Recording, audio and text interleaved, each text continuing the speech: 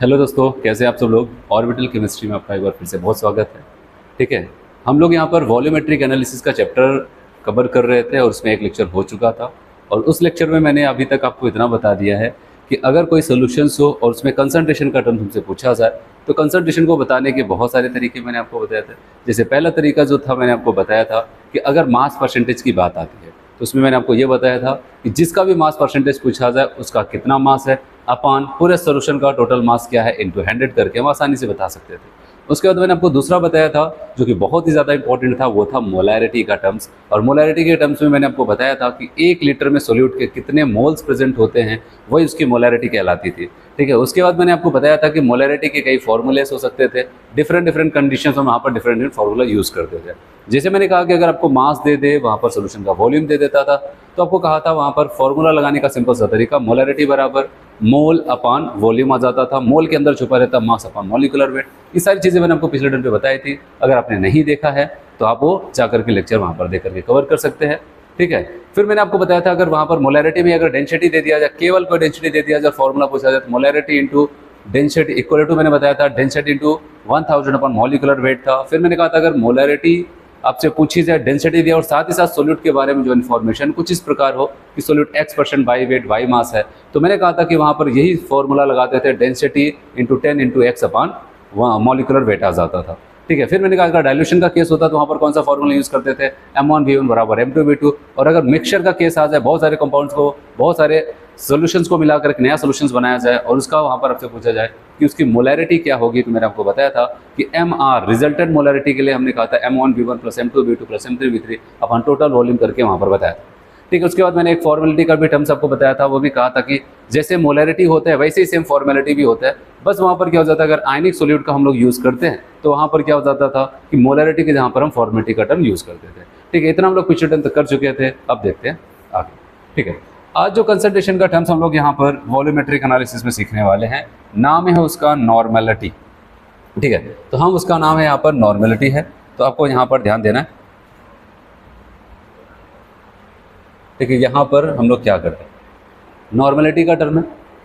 तो देखो यहाँ पर जैसे मैंने आपको मोलैरिटी समझाया था वैसे मैं यहाँ पर नॉर्मेलिटी आपको समझाने जा रहा हूँ। बस आप यहाँ पर ध्यान से देखते रहे। ठीक है, पेन और कॉपी निकाल करके बैठ जाइए, जैसे आपको पढ़ाया जा रहा है वैसे आप यहाँ पर चीज़ों को देखते जाए और अच्छे से ऑब्जर्व करते जाए कि क्या आपको बताया जा रहा है यहाँ पर। चलो एक बार फिर से यहाँ पर मैं आपको बताऊँ कि नॉर्मेलिटी की बात आती है तो हम लोग एक बार फिर से एक सोल्यूशन बनाने वाले हैं।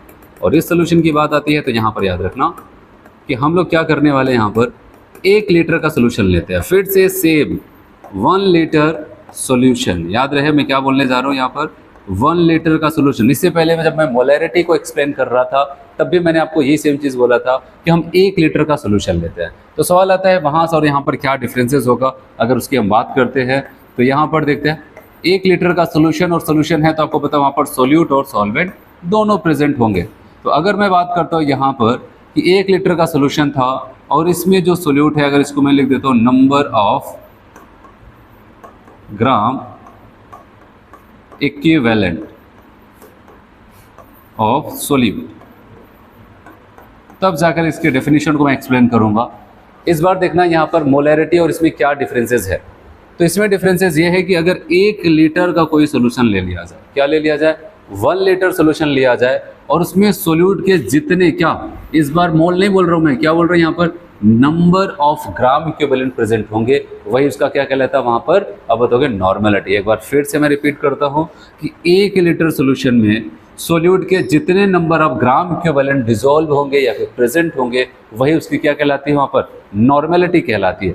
इसका मतलब अगर मैं ऐसे कह दूँ कि मान लेते हैं कि 1 लीटर में, 1 लीटर सोल्यूशन में हमें पता चला वहाँ पर सोल्यूट के 2 ग्राम इक्विवेलेंट प्रेजेंट है। कितना, अगर 2 ग्राम इक्विवेलेंट प्रेजेंट है, बताओ उसकी नॉर्मेलिटी क्या हो जाए। बताओ कि जब 1 लीटर सोल्यूशन में जितने ग्राम इक्विवेलेंट होते हैं उसी को उसकी नॉर्मेलिटी कहते हैं। तो 2 अगर ग्राम इक्विवेलेंट वहाँ पर जितने ग्राम इक्विवेलेंट प्रेजेंट है, अगर 2 ग्राम इक्विवेलेंट प्रेजेंट है इसका मतलब उसकी नॉर्मेलिटी कितनी हो जाएगी, 2। अगर कल को बोले वहाँ पर 0.1 ग्राम इक्विवेलेंट प्रेजेंट थे 1 लीटर के अंदर, जब हमने देखा तो बताओगे कोई बात नहीं, इसका मतलब आपका सोल्यूशन कितना है, 0.1 नॉर्मल। तो सिंपल सा तरीका यहाँ पर है कि आपको ये देखना है कि कितने ग्राम इक्विवेलेंट 1 लीटर के अंदर प्रेजेंट है, जितने भी होंगे वही उसकी नॉर्मेलिटी होगी। जैसे अगर आपसे मैं पूछूं ये बताओ एक सोल्यूशन है वहाँ पर कहता है कि वो 3 नॉर्मल सोल्यूशन है, क्या हो जाता है 3 नॉर्मल सोल्यूशन। तो बताओ इसका मतलब क्या होगा, इसका मतलब क्या होगा बताओ, आप यही बताओगे ना कि इसका मतलब हो जाता है 3 ग्राम इक्विवेलेंट, ठीक है, कौन सा 3 gram equivalent of solute present in कितने में 1 लीटर सॉल्यूशन। ये होता है इसका मतलब। तो आप यहाँ पर ये बताओगे 3 ग्राम इक्विवेलेंट प्रेजेंट है सोल्यूट के 1 लीटर सोल्यूशन में। तो कहने का मतलब आज के बाद से अगर कभी भी आपको ऐसा नॉर्मलिटी के टर्म्स में कोई भी कंसंट्रेशन दिया जाए, 1 नॉर्मल है, 2 नॉर्मल है, 0.1 नॉर्मल है, ठीक है, ऐसा कुछ भी दिया जाए, आप तुरंत के तुरंत वहाँ पर समझ लेना कि वो क्या कर रहा है कि कह रहा है कि भाई 1 लीटर के अंदर इतने ग्राम इक्विवेलेंट वहाँ पर प्रेजेंट है। आया समझ में नॉर्मलिटी की डेफिनेशंस, ठीक है। तो चलिए यहाँ पर देखते हैं क्या लिखता है नॉर्मलिटी के बारे में, जिसको हम कैपिटल M से जनरली रिप्रेजेंट करते हैं। और बताया गया द नंबर ऑफ इक्विवेलेंट्स या फिर gram equivalents of solute dissolve in 1 litre of the solution is known as normality of the solution. कह रहे हैं कि 1 लीटर में जितने सोल्यूट के ग्राम इक्विवेलेंट डिजोल्व है तो इसकी नॉर्मलिटी होती है। तो फॉर्मूले की बात करते हैं तो फॉर्मूला यहाँ पर क्या बन के तैयार हो जाएगा, नॉर्मलिटी बराबर number of gram equivalents of solute upon volume of solution in litre. ठीक है, वही तो मैंने आपको बताया, अगर सोल्यूशन का वॉल्यूम कितना है 1 लीटर आ जाता है, कितना आ जाता है 1 लीटर, इसका मतलब नॉर्मलिटी किसके बराबर हो जाएगी, number of gram equivalent of solute. आया समझ में। तो अब यहाँ पर तो आपने डेफिनेशन याद कर ली, लेकिन समस्या ये आ रही, जब मोल आपको बोला था मोलैरिटी के केस में कहा था कि 1 लीटर में जितने मोल होंगे वो उसका क्या हो जाएगा मोलैरिटी। तो मोल के बारे में तो आप जानते हैं, पूरा चैप्टर पढ़ के आया मोल कॉन्सेप्ट वहाँ पर। लेकिन सवाल है तो एक नया नाम आपको सुनने को मिल रहा है, अगर आप ध्यान दें, मैं बार बार मोल नहीं बोल रहा हूँ यहाँ पर, मैं बोल रहा हूँ यहाँ पर ग्राम इक्विवेलेंट। क्या बोल रहा हूँ यहाँ पर, ग्राम इक्विवेलेंट बोल रहा हूँ। अब सवाल आता है ये ग्राम इक्विवेलेंट होता क्या। तो अभी मैं आपको यहाँ पर वही बताता हूँ, क्योंकि फॉर्मूला डेफिनेशन तो मैंने बता दिया, लेकिन ये ग्राम इक्विवेलेंट क्या है अब उस पर चर्चा करते हैं। ठीक है, अब यहाँ पर मैं आगे बढ़ता हूँ, अब इसको हटाए यहाँ पर। ठीक है, हम लोग देखते हैं यहाँ पर ग्राम इक्विवेलेंट क्या होता है। चलिए इसको मिटाते हैं, आगे बढ़ते हैं।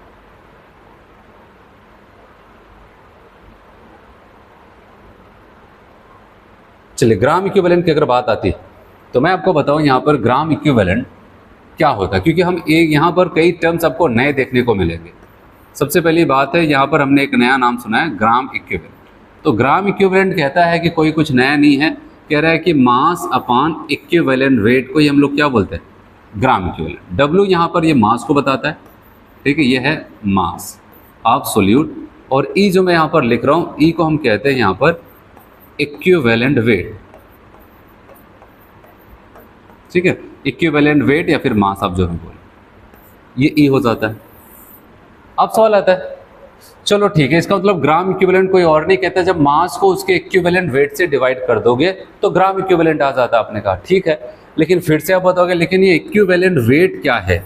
आप तो कह रहे हो मास को इक्विवेलेंट वेट से डिवाइड कर दो, तो इक्विवेलेंट वेट से डिवाइड तो कर दें, लेकिन पहले पता तो चले इक्विवेलेंट वेट क्या होता है। तो इक्विवेलेंट वेट को जब हम समझने चलते हैं तो यहाँ पर बताया जाता है इक्विवेलेंट वेट हो जाता है, ये क्या हो जाता है मॉलिक्यूलर वेट अपॉन एक्स, या फिर मोलर मास अपॉन एक्स कह सकते हैं। अब सवाल आता है, जब हम क्या करते हैं किसी भी कंपाउंड को, जो भी उसका मोलर मास होगा या फिर मॉलिक्यूलर वेट होगा, उसको एक वैल्यू होती एक्स, उससे डिवाइड कर देंगे। तो डिवाइड करने के बाद जो कुछ भी आता है उसी को हम क्या बोलते हैं, उसका इक्विवेलेंट वेट कहते हैं।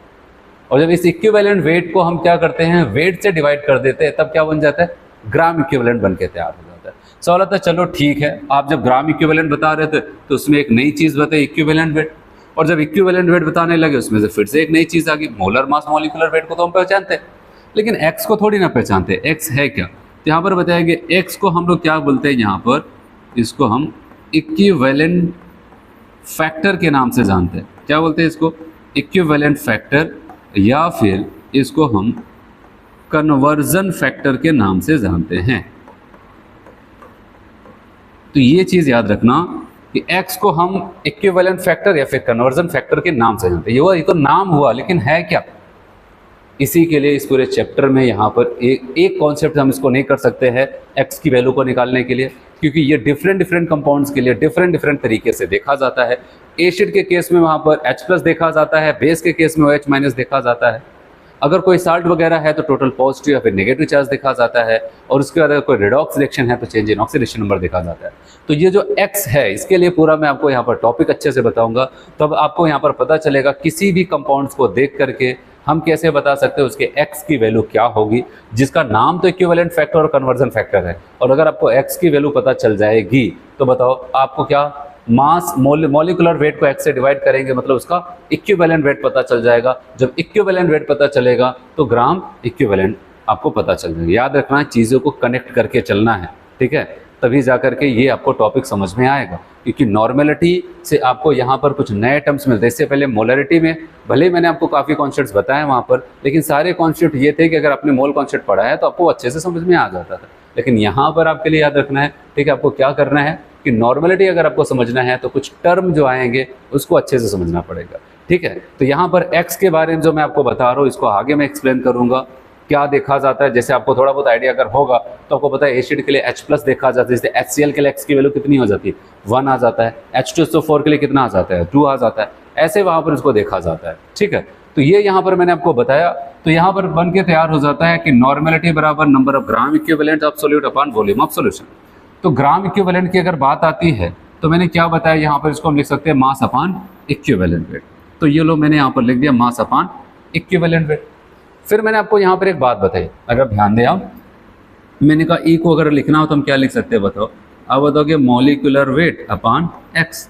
तो अगर ये नॉर्मेलिटी का फॉर्मूला फिर से अगर मैं लिखूँ, आप बताओगे यहाँ पर ऊपर मास को रहने दो, इक्विवेलेंट वेट की जगह पर ई की जहाँ पर ये लिख देते हैं मॉलिक्यूलर वेट अपॉन एक्स, और एक्स कहाँ पर चला जाएगा ऊपर, उसके बाद वॉल्यूम इन लीटर, ठीक है, ऐसा कुछ हो जाता है। फिर अगर आप थोड़ा सा ध्यान दें, बताओ मास अपॉन मोलर मास या फिर मॉलिक्यूलर वेट को अगर हम चाहें तो क्या लिख सकते हैं, मोल भी तो लिख सकते हैं, मतलब इन दोनों को हटा करके हम चाहें तो मोल लिख सकते हैं, इंटू एक्स तो था ही, अपॉन क्या हो जाएगा वॉल्यूम इन लीटर। तो ऐसा कुछ हो जाता है। अगर कल को आए कभी ऐसा क्वेश्चन तो आप ये भी कर सकते हैं।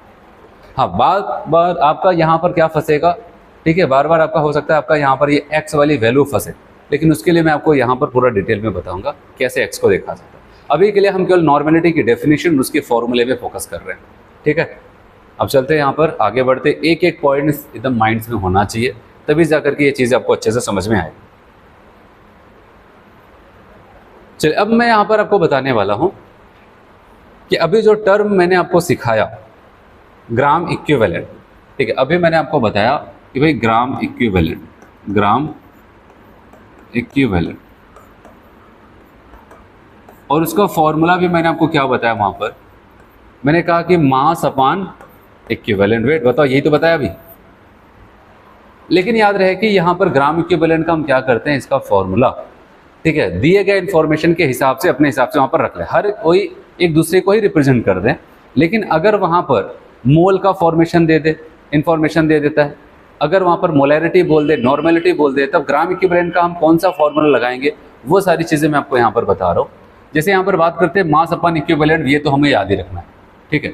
फिर उसके बाद अगर हम बात करते हैं, अभी मैंने थोड़ी देर पहले आपको बताया कि अगर हम बात करते हैं यहाँ पर, अभी थोड़ी देर पहले मैंने आपको बताया यहाँ पर कि इक्विवेलेंट वेट की जहाँ पर लिखना हो तो क्या लिख सकते हैं मॉलिक्यूलर वेट अपॉन एक्स। तो बताओ अब यहाँ पर फॉर्मूला कौन सा रूप पकड़ लेगा, मास अपॉन मॉलिक्यूलर वेट, फिर ये जो एक्स है वो कहाँ पर चला जाएगा ऊपर, यहाँ पर एक्स, ऐसे बन जाएगा। फिर अब अगर हम बात करते हैं यहाँ पर हमारा दूसरा फॉर्मूला, बताओ मास अपॉन मॉलिक्यूलर वेट को हम क्या लिख सकते हैं, मोल, क्या लिख सकते हैं मोल, यही तो होता है। मोल बराबर क्या पढ़ के आ रहे हैं हम लोग, मास अपॉन मॉलिक्यूलर वेट या फिर मोलर मास। इसकी जहाँ पर लिखना चाहें तो मोल लिख सकते हैं, उसके बाद यहाँ पर एक्स। तो ये ग्राम इक्विवेलेंट का एक और फॉर्मूला बन के तैयार हो जाता है। अगर आपको मोल का इन्फॉर्मेशन देता है तो हम डायरेक्टली वहाँ पर फॉर्मूला कौन सा पुट कर सकते हैं, एन इंटू एक्स। फिर आगे बढ़ते हैं। अच्छा बताओ, अभी मैंने आपको वहाँ पर मोलैरिटी में बताया था, मोलैरिटी बराबर एन अपॉन वी। तो एन बराबर क्या हो सकता है, बताओगे एम इंटू वी। बताओ यही तो होगा। तो जहाँ पर एन है अगर हम लिखना चाहें तो वहाँ पर क्या लिख सकते हैं, एम इंटू वी लिख सकते हैं। तो ये फॉर्मूले को अगर लिखना हो तो हम लिख सकते हैं M into V into X. बताओ ये तो एक्स पहले से ही था, एन की जहाँ पर मैंने ये लिख दिया, ये इतना, तो ये बन के तैयार हो जाता है अगला फॉर्मूला। मतलब अगर आपको वो क्या दे देता है, मोलैरिटी का इंफॉर्मेशन देगा तो ग्राम इक्विवेलेंट का हम ये फॉर्मूला यूज़ करें। ये सब बहुत इंपॉर्टेंट टॉपिक्स है, ठीक है, आगे भी कहीं न कहीं मिलता रहेगा, इसलिए जो मैं आपको बताऊँ ये सारी चीज़ें देखते रहो कैसे एक दूसरे से कनेक्टेड हैं। फिर आगे चल के मैं आपको एक बात बताऊंगा यहाँ पर, ठीक है, कि नॉर्मेलिटी बराबर, ये कैपिटल नॉर्मेलिटी बराबर हो जाता है formula m into X, molarity into equivalent factor x।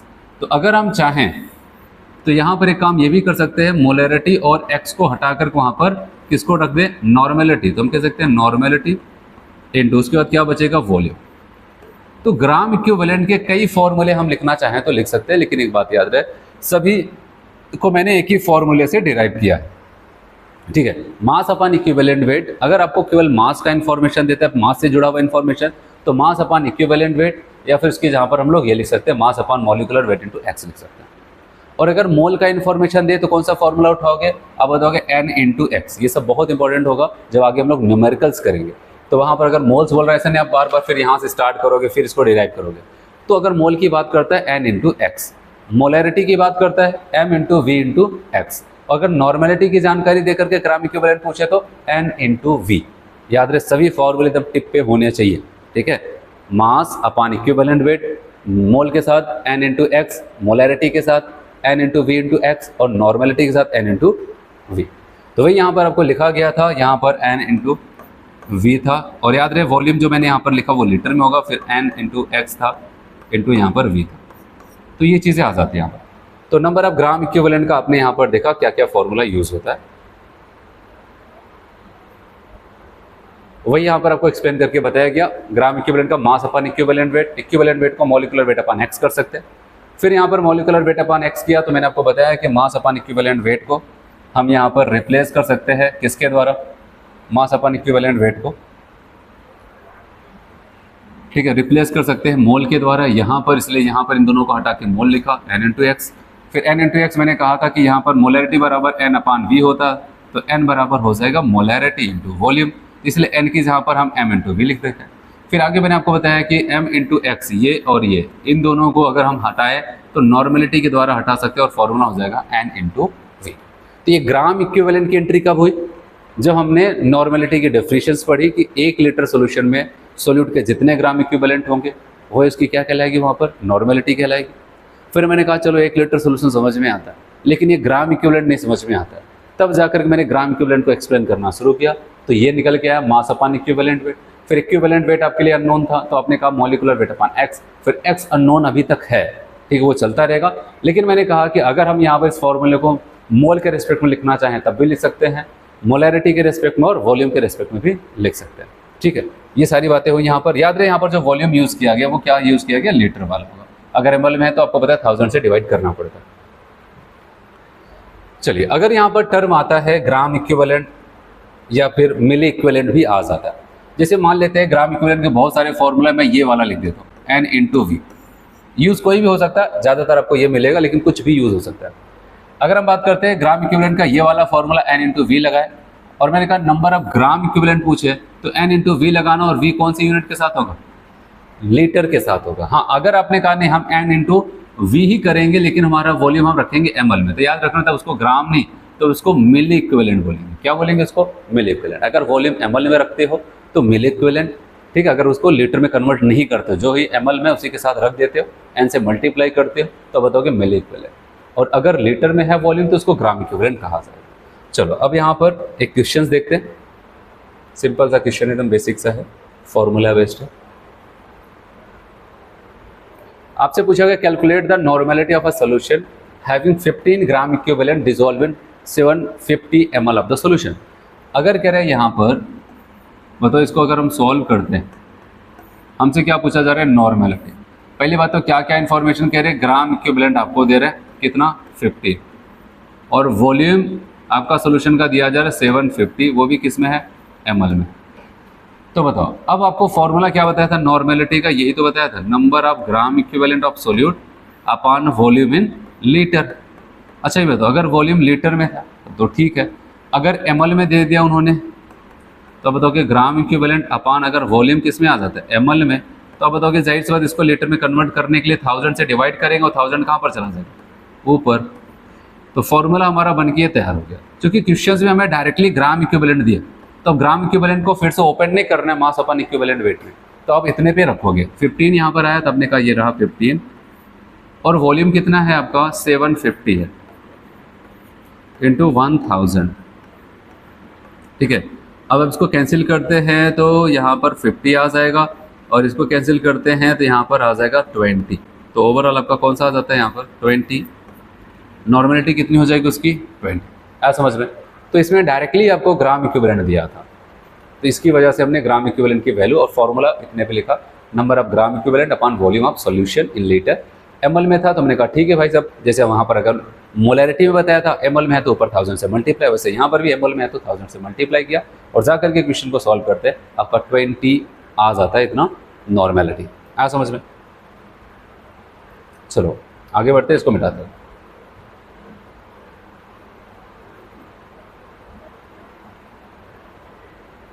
चलिए, relation between molarity and normality.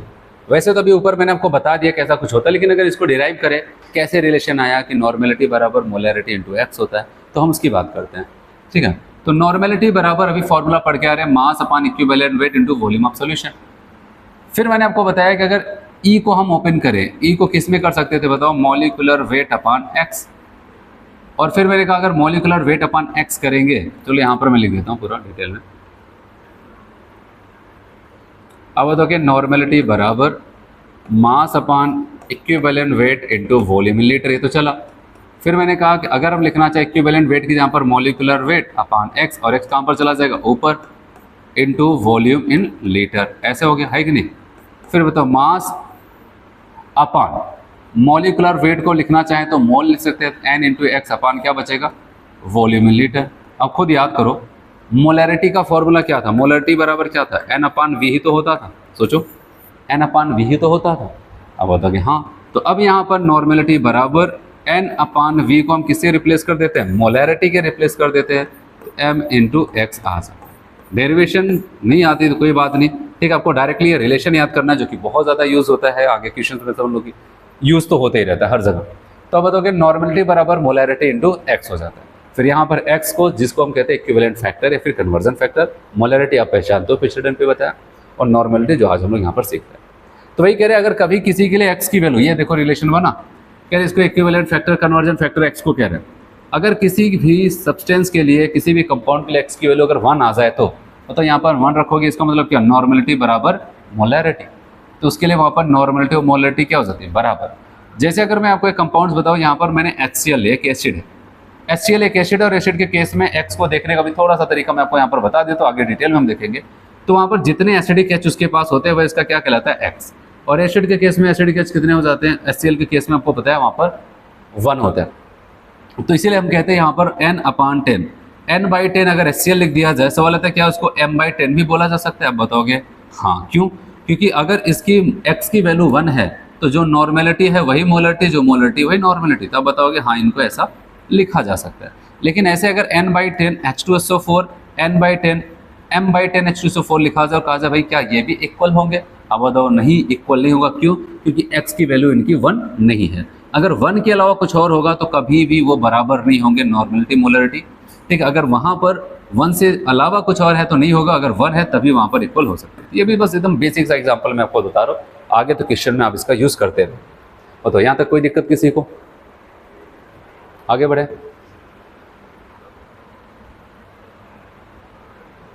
चलिए हटाते हैं इसको, आगे बढ़ते हैं। देखो नॉर्मेलिटी का आपने डेफिनेशन देखा, उसका फॉर्मूला क्या था वो देखा, ठीक है। और अब यहाँ पर हम केसेस देखते हैं कि नॉर्मेलिटी के टर्म्स में और क्या क्या क्वेश्चंस बन सकता है। जैसे कि जब मोलैरिटी में आपको पढ़ा रहा था तो मोलैरिटी में भी मैंने आपको डाइल्यूशन का केस बताया, मिक्सिंग का केस बताया, वैसे यहाँ पर भी हम लोग आते हैं, यहाँ पर भी देखते हैं क्या क्या केसेस बन सकते हैं। तो पहला केस मैं आपको बता रहा हूँ, इफेक्ट ऑफ डाइल्यूशन। और डाइल्यूशन का मतलब क्या बताया था, सुन बताओ।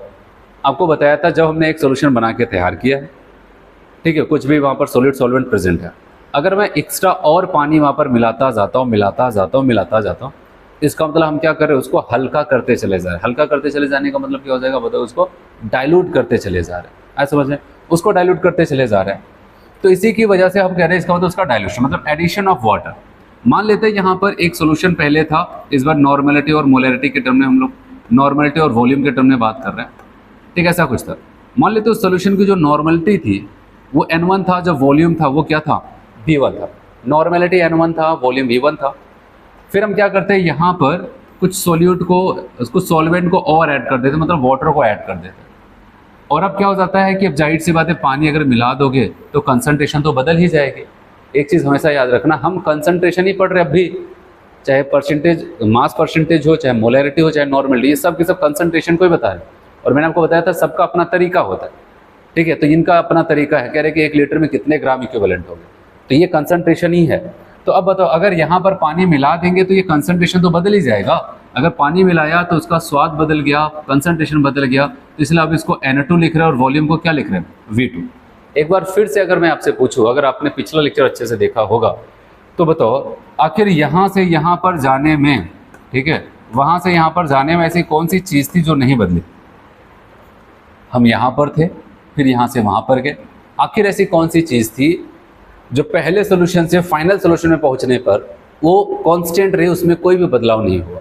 तो मैं आपको यही कहूँगा, सोल्यूट का अमाउंट नहीं बदलता है। क्या बताओ कि सोल्यूट का अमाउंट नहीं बदलता है। जैसे मोलैरिटी को एक्सप्लेन करते हैं, वो मैंने आपको एक छोटा सा एग्जांपल लिया था, 1 लीटर पानी लेते थे, उसमें 100 ग्राम चीनी डाल देते थे, ठीक है, सोल्यूशन बना दिया। अब अगर 1 लीटर पानी और डाल देंगे और अब हमसे पूछा जाए बताओ इस पूरे सोल्यूशन में चीनी कितना ग्राम है, तो आप बताओगे भाई 100 ग्राम ही तो रहेगा, वो बदल थोड़ी ना जाएगा। हाँ, उसका स्वाद बदल जाएगा, पहले वाले से बदल जाएगा, ठीक है, लेकिन चीनी पहले भी 1 लीटर के अंदर 100 ग्राम था, आपने अब 1 लीटर पानी और डाल दिया तब भी 100 ग्राम होगा। अगर 1 लीटर और डाल देते, चाहे जो भी आप पानी चाहे जितना मिला देंगे, लेकिन अब उतने सोल्यूशन में हमेशा क्या होगा, 100 ग्राम ही चीनी रहेगा। आया समझ में। तो वही सेम चीज़ यहाँ पर भी, जो सोल्यूट है हमारा, ठीक है, अब यहाँ से चाहे जितना पानी मिला दो, जितना अमाउंट उसका यहाँ पर था उतना ही अमाउंट यहाँ पर होगा। अमाउंट को बताने के लिए हमारे पास कई तरीके हैं, आप वेट बता सकते हो, मोल्स बता सकते हो, एक और नए नए अभी सिक्के आ रहे, क्या, ग्राम इक्विवेलेंट बता सकते हो। अब यहाँ पर अगर नॉर्मेलिटी के रेस्पेक्ट में हम डाइल्यूशन कर रहे हैं, ठीक है, नॉर्मेलिटी के रेस्पेक्ट में, तो अब मैं आपको यहाँ पर एक ही बात बताऊँगा कि हम सोल्यूट के बारे में बताने जा रहे हैं कि सोल्यूट के ग्राम इक्विवेलेंट पहले जितने थे उतने ही ग्राम इक्विवेलेंट बाद में होंगे। तो यहाँ पर यही सवाल आता है कि बताओगे number of gram equivalent before dilution equal to number of gram equivalent after dilution. आया समझ में। तो ग्राम इक्विवेलेंट, सोल्यूट का अमाउंट नहीं बदलेगा। तो अमाउंट के कई तरीके होते हैं, मैं कौन सा तरीका उठा रहा हूँ, क्योंकि नॉर्मेलिटी की बात हो रही है, तो नॉर्मेलिटी के केस में हम फॉर्मूला उठाते हैं कौन सा, अब बताओगे ग्राम इक्विवेलेंट को उठाते हैं। तो हम कहेंगे सोल्यूट का जितना ग्राम इक्विवेलेंट पहले था उतना ही ग्राम इक्विवेलेंट सोल्यूट का आपको डाइल्यूशन के बाद भी देखने को मिलेगा। इसीलिए अब अगर बताओ ग्राम इक्विवेलेंट के हम कई फॉर्मूले पढ़े, मैंने कहा मोल के साथ N/X, मोलैरिटी के साथ M/V/X। तो नॉर्मेलिटी के साथ क्या बताया था, हर कोई बताओ, नॉर्मेलिटी के साथ क्या बताया था, अब बताओगे वहाँ पर N/V बताया था, यही तो बताया था। क्या बताया था वहाँ पर, N/V बताया था। तो कहने का मतलब जो पहले यहाँ पर जो ग्राम इक्विवेलेंट है उनको अगर दिखाना हो तो हम क्या लिख सकते हैं, N1V1। अच्छा, बाद में जो ग्राम इक्विवेलेंट यहाँ पर होंगे उनको दिखाना तो हम क्या लिख सकते हैं, N2V2। और हमें पता है कि पहले के ग्राम इक्विवेलेंट बराबर दूसरे के ग्राम इक्विवेलेंट, तो हम यहाँ पर क्या ये तो लिख सकते हैं ना, N1V1 बराबर N2V2 लिख सकते हैं कि नहीं, तो लिख दिया यहाँ पर। अब बताओ कि number of gram equivalent before dilution कितना, N1V1 equal number of gram equivalent after dilution. ये ग्राम इक्विवेलेंट किसकी बात कर रहे हैं, सोल्यूट के ग्राम इक्विवेलेंट की बात चल रही। और यहाँ पर आपको हर एक टर्म का मतलब पता होना चाहिए। V1 की बात कर रहे हैं, वो शुरू में कितना वॉल्यूम था इस वाले सोल्यूशन वो बता रहा है, और V2 की बात करते हैं तो फाइनल वॉल्यूम को बता रहा है।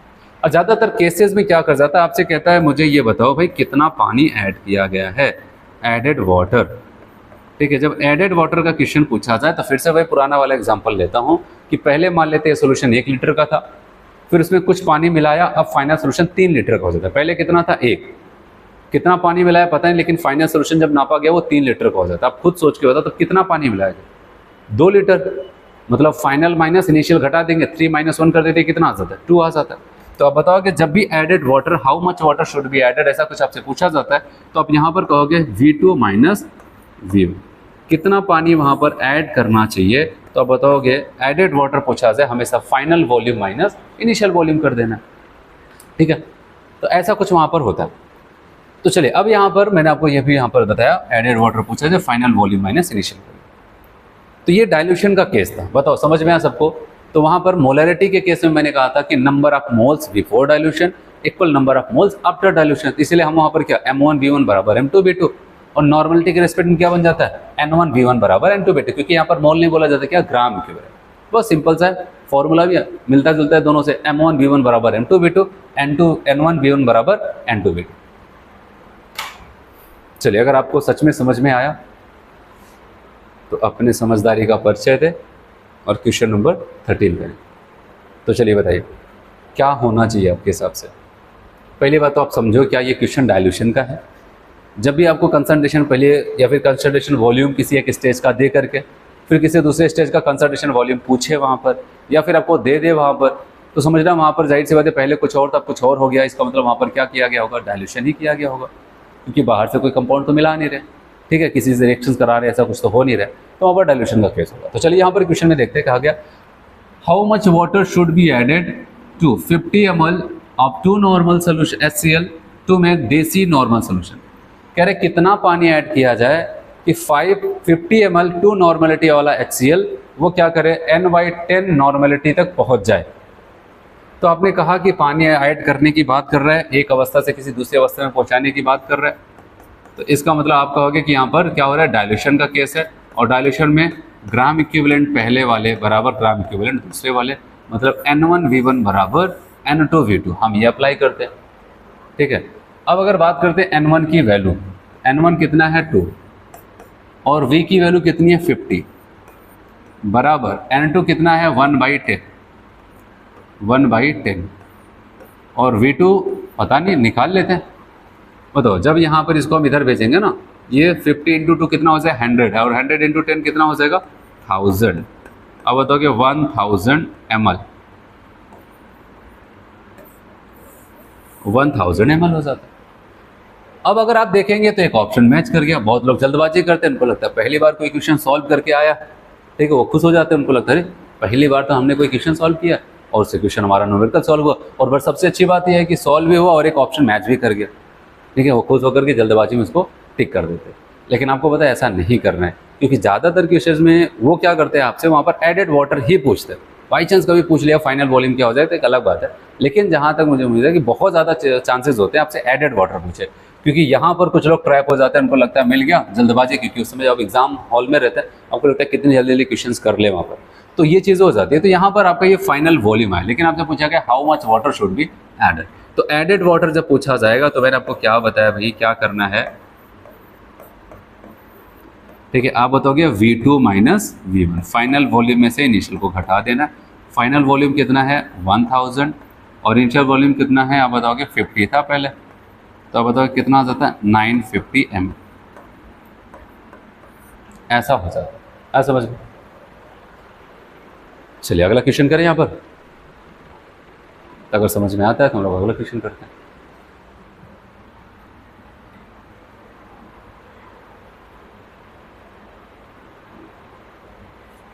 चलिए यहाँ पर बात करते हैं।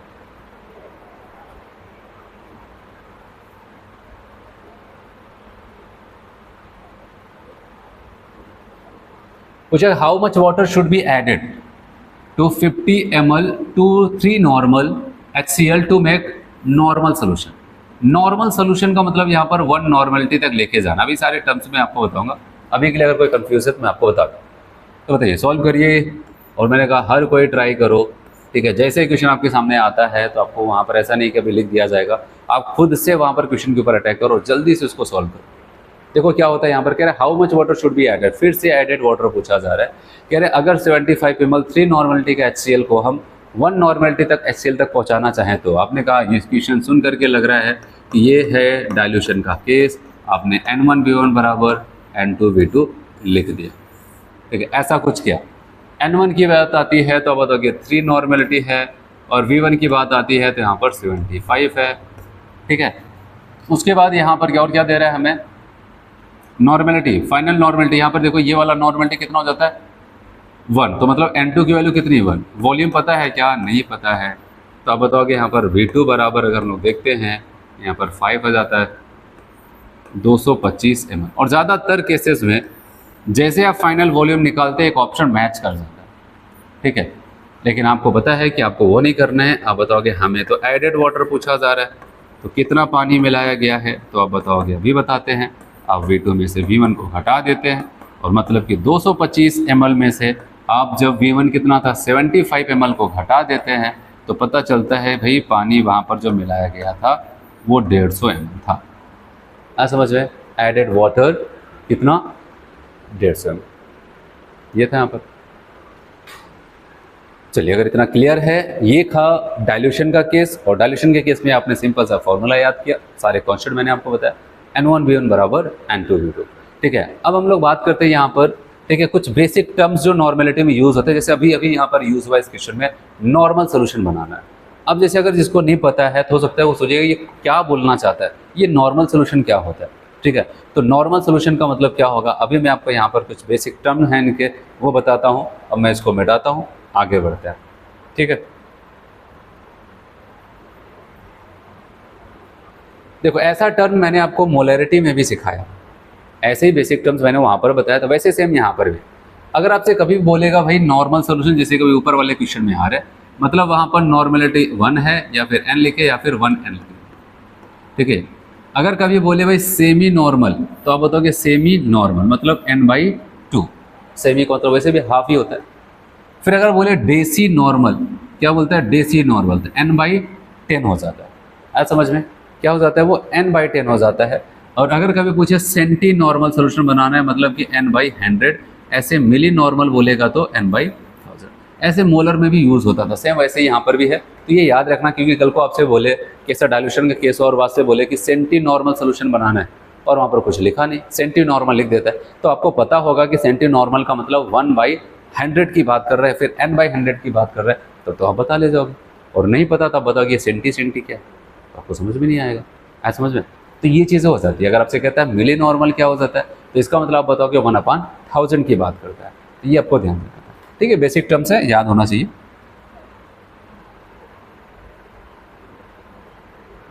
चलिए, जैसे वहाँ पर मैंने आपको बताया था वैसे यहाँ पर भी आता है मिक्सिंग का केस। और मिक्सिंग का केस इसका तो बहुत ज़्यादा इंपॉर्टेंट है, केवल यहीं पर नहीं कि वॉल्यूमेट्री के नज़रिए से। अभी आगे हम लोग पढ़ेंगे, एक चैप्टर नाम होगा आयनिक इक्विलिब्रियम, वहाँ पर पीएच कैलकुलेशन देखा जाता है। ठीक है, अगर बहुत सारे सोल्यूशन को मिला के एक फाइनल सोल्यूशन तैयार किया जाए उसका पीएच, तो वो भी क्वेश्चन इसी के ही कॉन्सेप्ट से लगेगा। तो अगर आपको यहाँ पर ये समझ में आ जाएगा तो वहाँ पर भी आएगा, तो आप भी अच्छे से वहाँ पर भी समझ ले जाएंगे।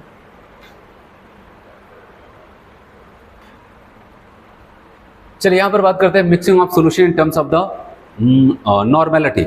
जैसे मान लेते हैं हमारे पास 3 सोल्यूशन, ये पहला सोल्यूशन है, ठीक है, ये दूसरा सोल्यूशन है और ये तीसरा सोल्यूशन है। ठीक है, पहला सोल्यूशन, दूसरा सोल्यूशन, तीसरा सोल्यूशन, ऐसे है। पहले सोल्यूशन की नॉर्मेलिटी n1 वॉल्यूम V1 है, दूसरे सोल्यूशन की नॉर्मेलिटी n2 वॉल्यूम V2 है, तीसरे का n3 और V3 है, ऐसा कुछ है। सब में यहाँ पर सोल्यूट सॉल्वेंट ऐसे मिले हुए। ठीक है, ऐसा सोल्यूशन बन के वहाँ पर था। अब उन्होंने क्या किया पता है, इस सॉल्यूशन को उठाया, इनको उठाया और इनको उठाया, सबको उठा करके पलट दिया एक साफ सुथरे बीकर में। अब यहाँ पर पलट दिया, अब क्या पलट तो दिया है, अब जो नॉर्मेलिटी होगी बताओ क्या होगा। बताओ, कह रहा पहले वाले का बता दे रहे हैं तुमको, दूसरे का बता दे रहे हैं तुमको, तीसरे का बता दे रहे हैं। अब सबको मिलाने के बाद जो बनेगा वो तुम बता दो। अब सवाल कैसे बताया जाए। ठीक है, तो ऐसे ही सेम तो मोलरिटी वाले केस में भी तो बताया था, तो यहाँ पर भी वैसे ही, लेकिन जो यहाँ पर मेजर डिफरेंस है उस पर आपको फोकस करना है। देखो, मोलरिटी के केस में वहाँ पर हम एसिड बेस चाहे जो भी यूज़ करें उसमें कोई दिक्कत नहीं, हमको फाइनल मोलरिटी एक ही तरीके से बता देना।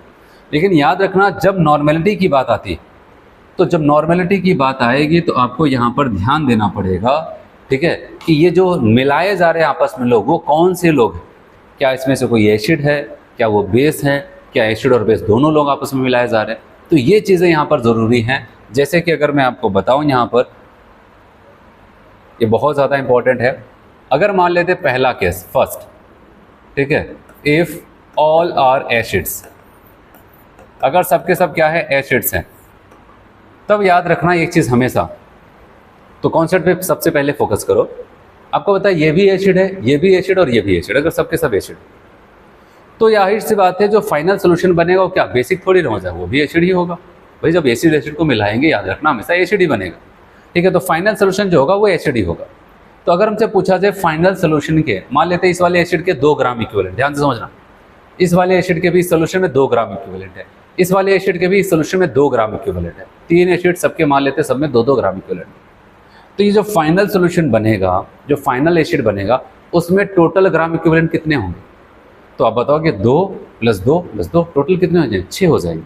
तो याद रखना, जब वो सेम नेचर के हैं तो उनके ग्राम इक्विवेलेंट को हम क्या करते हैं? ऐड कर लेते हैं और फाइनल के ग्राम इक्विवेलेंट बता देते हैं। और ग्राम इक्विवेलेंट जो मैं बोले जा रहा हूँ, ठीक है, वो याद रखना, नॉर्मेलिटी और वॉल्यूम की बात हो रही तो फॉर्मूला कौन सा लगेगा ग्राम इक्विवेलेंट का? N × V। तो अब अगर मान लेते हैं सबके सब एसिड हैं तो हमसे पूछा जाए, ठीक है, रिजल्टेंट ग्राम इक्विवेलेंट या फिर फाइनल के जो ग्राम इक्विवेलेंट हमसे पूछे जाएंगे, ग्राम इक्विवेलेंट बराबर, आप क्या बताओगे? पहले वाले एसिड का ग्राम इक्विवेलेंट, ठीक है, ऐसा दूसरे वाले का, फिर तीसरे वाले का, फिर चौथे वाले का, ऐसे आप बताओगे यहाँ पर ग्राम इक्विवेलेंट, ठीक है, पहले का प्लस ग्राम इक्विवेलेंट आप बताओगे दूसरे का, प्लस ग्राम इक्विवेलेंट आपका क्या हो जाएगा? तीसरे का। ऐसे सभी के ग्राम इक्विवेलेंट अगर सब सेम नेचर के हैं, पहले एसिड, दूसरे एसिड, तीसरे, जोड़ लेंगे तो फाइनल का ग्राम इक्विवेलेंट आ जाता है। चलो ठीक है, अगर कॉन्सेप्ट क्लियर है तो अब बताओ फाइनल के ग्राम इक्विवेलेंट को अगर नॉर्मेलिटी वॉल्यूम के रेस्पेक्ट में लिखेंगे तो कैसे लिखेंगे? आप बताओगे NR/VR लिखोगे, है कि नहीं? बताओ फाइनल वाले को। तो पहले वाले को क्या लिखोगे? आप बताओगे N1V1, दूसरे वाले को N2V2 और तीसरे वाले को क्या? आप बताओगे N3V3। ऐसे लिखा जाएगा सभी ग्राम इक्विवेलेंट, ऐसे है कि नहीं? और आपसे मैंने क्या बताया, वो टारगेट क्या करते हैं? फाइनल की नॉर्मेलिटी। बताओ अगर फाइनल की नॉर्मेलिटी आप निकालोगे तो कैसे निकालोगे?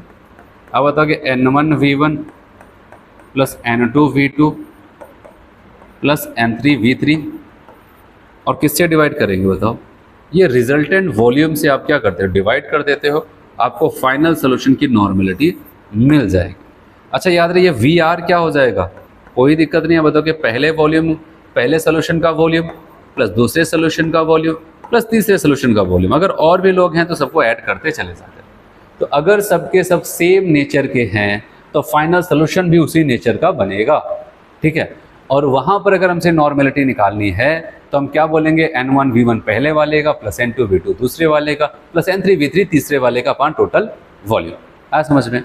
अच्छा, ऐसे ही अगर मैं दूसरा केस आपको बता दूँ और दूसरे केस की अगर मैं बात करूँ, अगर मैं ऐसे लिख देता हूँ यहाँ पर, ध्यान से समझना, यहाँ पर इफ़ ऑल आर बेसिस, अगर सबके सब बेस होते तब क्या करते हैं? बताओ, अगर ये भी बेस है, ये भी बेस है, ये भी बेस है, इस बेस के 2 ग्राम इक्विवेलेंट, इस बेस के 2 ग्राम इक्विवेलेंट, इस बेस के 2 ग्राम इक्विवेलेंट।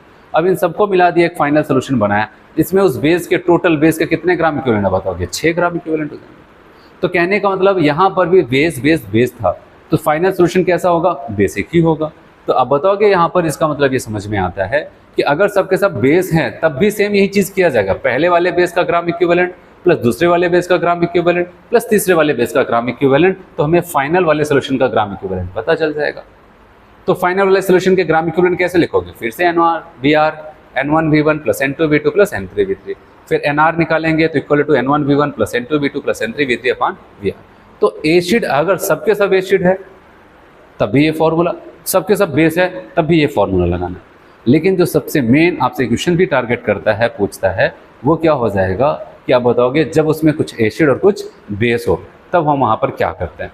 ठीक है, बताओ यहाँ तक कोई दिक्कत किसी को? भाई नॉर्मल रिजल्टेंट की निकालना है, जैसे हम लोग वहाँ पर मोलैरिटी वाला केस करते हैं तो वैसे केस वहाँ पर जब सबके सब एसिड है तब भी सेम उसी की तरह निकालना है, सबके सब बेस है तब भी निकालना है। लेकिन दिक्कत कहाँ पर आएगी? जब एसिड और बेस दोनों को मिलाया जाए, और उसके लिए हम लोग क्या करते हैं, अब मैं इसको मिटाता हूँ और फिर आपको बताता हूँ।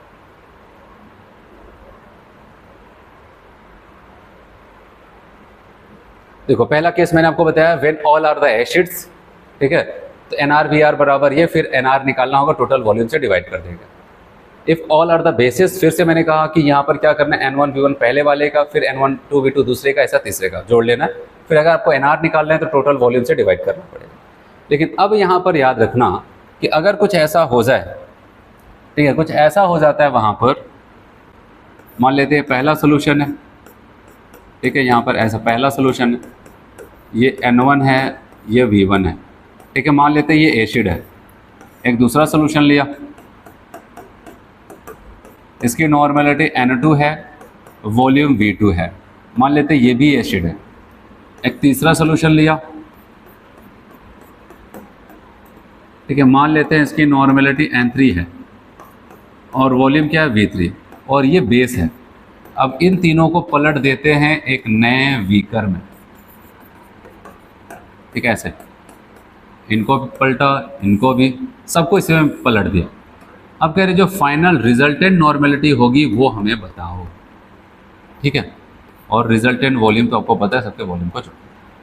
तो अब होगा क्या यहाँ पर अगर हम बात करते हैं तो ध्यान देना कि एक चीज़ याद रखना, जब एसिड एसिड होते हैं उनके ग्राम इक्विवेलेंट जुड़ जाते हैं, और जब बेस और एसिड मिलते हैं ना तो एक दूसरे के ग्राम इक्विवेलेंट को कैंसिल कर देते हैं। आया समझ में? जैसे मान लेते हैं 2 ग्राम इक्विवेलेंट एसिड का, 2 ग्राम इक्विवेलेंट बेस का, एक दूसरे को न्यूट्रलाइज कर दिया। अगर 4 ग्राम इक्विवेलेंट एसिड का और 2 बेस का है तो एक दूसरे को न्यूट्रलाइज कर देंगे, इसका 2 इसके 2 को न्यूट्रलाइज कर देगा, बचेगा कितना?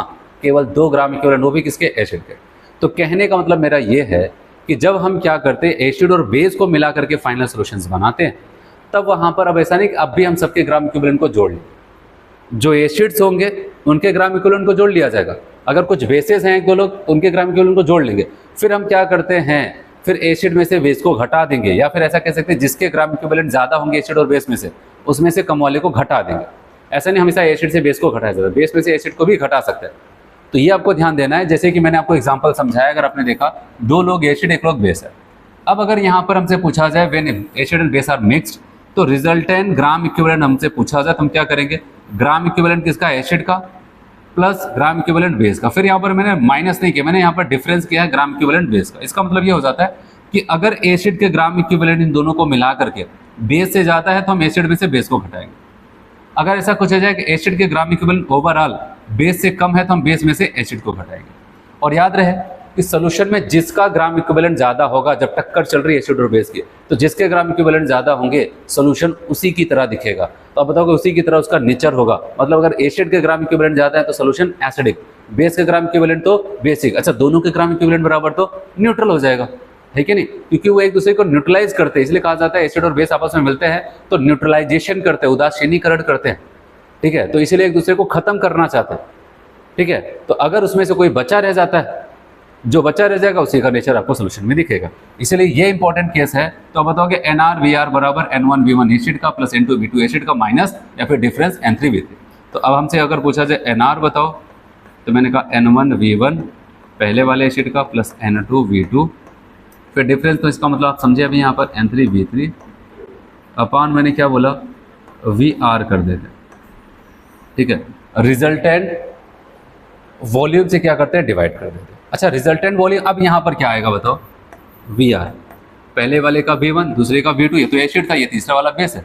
तो अब क्या करेंगे, अगर 1 लीटर ये है, 1 लीटर ये, 1 लीटर ये है, तो अब बताओगे चाहे एसिड चाहे बेस, उससे कोई मतलब नहीं, यहाँ पर कोई दिक्कत नहीं होगी। V1 plus V2 plus V3 सबके वॉल्यूम को क्या करते हैं, हम ऐड कर लेते हैं। आया समझ में? हम सबके वॉल्यूम को क्या करते हैं, जोड़ लेते हैं, और जोड़ करके यहाँ पर Vr निकाल लेते हैं। बताओ इतना समझ में आया? ये केस इंपॉर्टेंट है, इसमें क्या करना था, कुछ ज़्यादा दिमाग थोड़ी लगाना था भाई। एसिड और एसिड को जोड़ लेना है, फिर बेस वाले अगर एक हैं, अगर कोई और बेस होता है उनको भी जोड़ लेते हैं, फिर ज़्यादा वाला जो भी होगा उसमें से कम वाले को घटा देंगे। मतलब इन दोनों का डिफरेंस लेना है, जो बचेगा वो फाइनल ग्राम इक्विवेलेंट होगा, वहाँ पर रिजल्टेंट ग्राम इक्विवेलेंट होगा, ठीक है। फिर अगर एसिड के ग्राम इक्विवेलेंट ज़्यादा तो सोल्यूशन आपका एसिडिक दिखेगा, बेस के ग्राम इक्विवेलेंट ज़्यादा तो आपका सोल्यूशन बेसिक दिखेगा, ठीक है। तो आपको बताया गया if solution concentration are given in terms of the molarity. मान लेते हैं अब तो नॉर्मेलिटी देख रहे थे और क्वेश्चन में दे बैठा मोलैरिटी कैपिटल M। अब क्या करोगे, अब ऐसा थोड़ी बताओ अब क्या करें भाई, हमारे पास कन्वर्जन है, हम x से मल्टीप्लाई करके हम क्या कर जाते हैं, वहाँ पर नॉर्मेलिटी निकाल सकते हैं। x क्या है, कन्वर्जन फैक्टर, इक्विवेलेंट फैक्टर अभी अलग से बताएंगे। बस एसिड और बेस के लिए जो अगर कहीं यूज़ होता है तो याद रखना, एसिड के केस में जितना उसके पास एसिडिक H होगा, ठीक है, जितने H+ होंगे, और बेस के केस में जितने OH- होंगे वही उसका x कहलाता है। अगर ज़रूरत पड़ी तो चलो, अगर आपको इतना समझ में आया तो पहले क्वेश्चंस करके बताओ, तो देखते हैं आपको समझ में आया कि नहीं।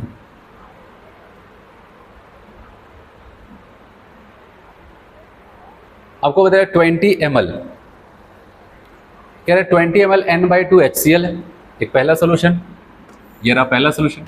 दूसरा 60 ml N/10 H2SO4, और तीसरा सोल्यूशन है 150 ml N/5 HNO3 are mixed. The normality of the mixed solution is, अब पूरा जो मिलाने के बाद फाइनल सोल्यूशन बना है उसकी नॉर्मेलिटी क्या होगी, ये आपसे पूछा जा रहा है। तो बताओ सबसे पहले आपको यहाँ पर क्या देखना है, ये पहला वाला क्या है, एसिड है, हाँ, दूसरा वाला एसिड है, हाँ, तीसरा वाला भी एसिड है, तो मतलब सबके सब एसिड ही मिलाएगा। तो बताओ आप क्या करोगे जब इसको आप सॉल्व करते हो 15 नंबर का क्वेश्चन, तो आपको डायरेक्ट में फॉर्मूला लिख दो यहाँ पर NR बराबर N1V1 plus N2V2 plus N3V3 अपान किससे डिवाइड करना, रिजल्टेंट वॉल्यूम से आपको डिवाइड कर देना।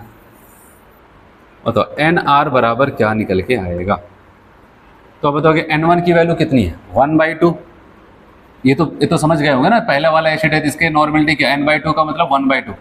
अब बताओगे 1/2 वॉल्यूम कितना दिख रहा है 20, फिर उसके बाद क्या करना है ऐड करते जाना, प्लस दूसरे वाले का नॉर्मलिटी 1/10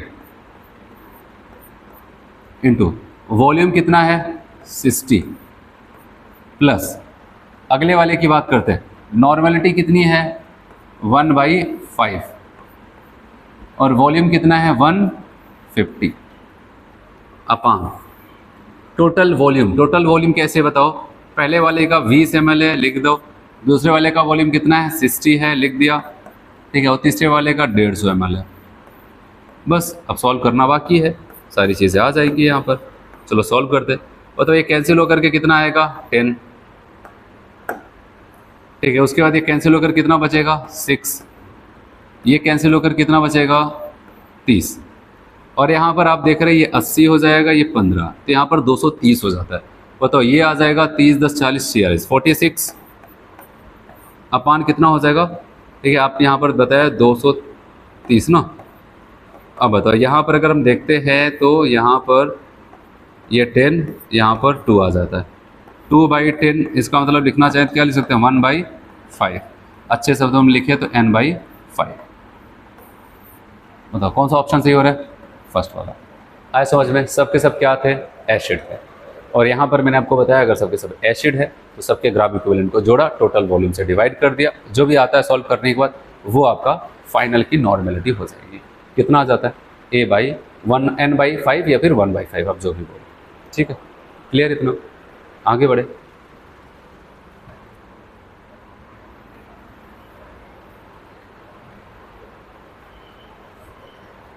चलो इसको मिटाते हैं, आगे बढ़ते हैं।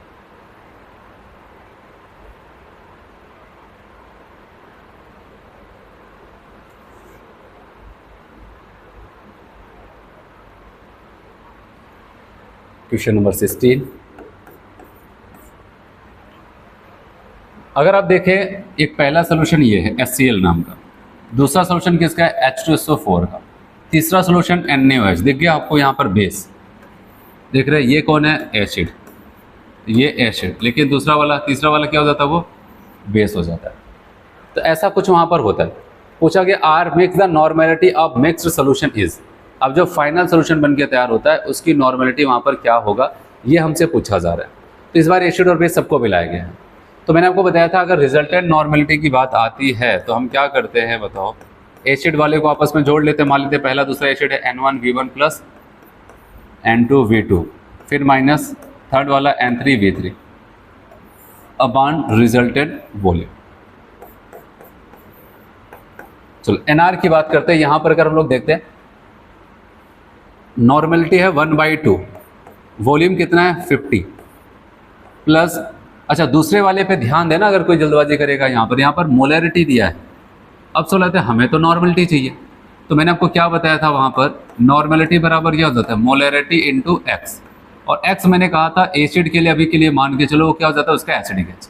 तो यहाँ पर आपको क्या करना है जितनी मोलैरिटी से भी क्या करना है 2 से मल्टीप्लाई करना है, क्योंकि H2SO4 के लिए एक्स की वैल्यू कितनी आती है 2 आ जाती है, 2 से मल्टीप्लाई करना पड़ता है वहाँ पर।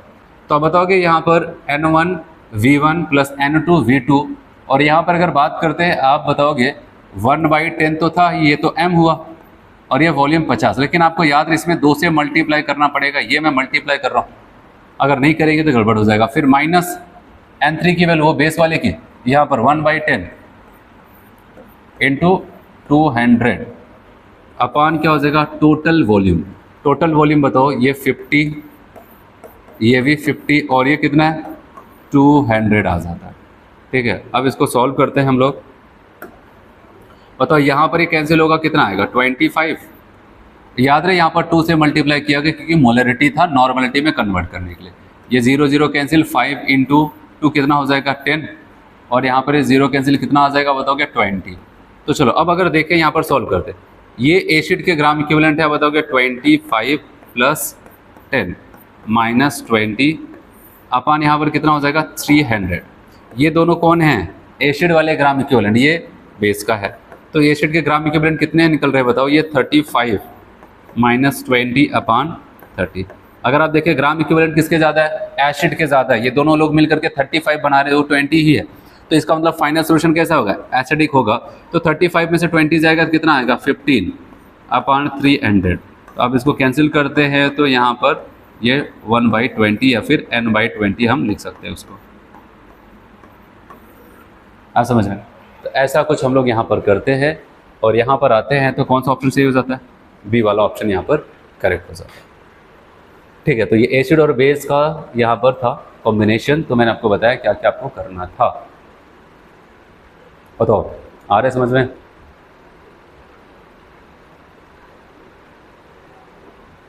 तो चलिए इसको मिटाते हैं, अगला क्वेश्चन देखते हैं और उम्मीद करते हैं वो आप समझेंगे वहाँ पर अच्छे से। चलिए आगे बढ़े।